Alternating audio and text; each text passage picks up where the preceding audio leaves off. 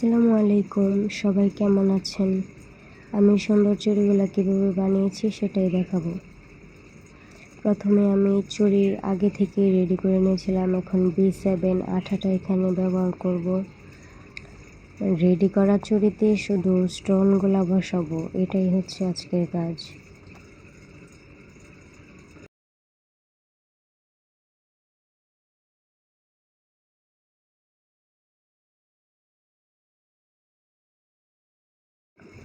Ready করা স্টোনগুলো 3টা করে বসিয়ে দেবো। আমি সারা চুড়ির মধ্যে এভাবেই বসিয়ে দেবো।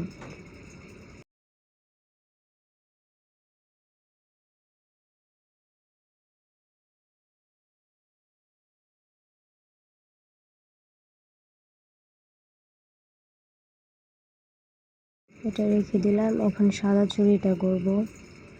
সাদা চুড়ির মধ্যে সোজাসুজি স্টোনগুলো দিয়ে দেবো এক এক করে।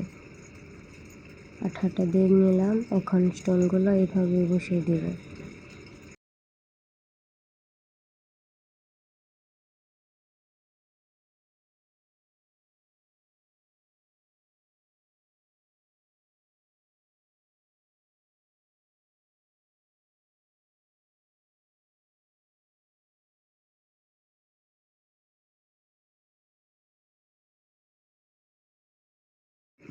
এখন আমার চুড়ি রেডি।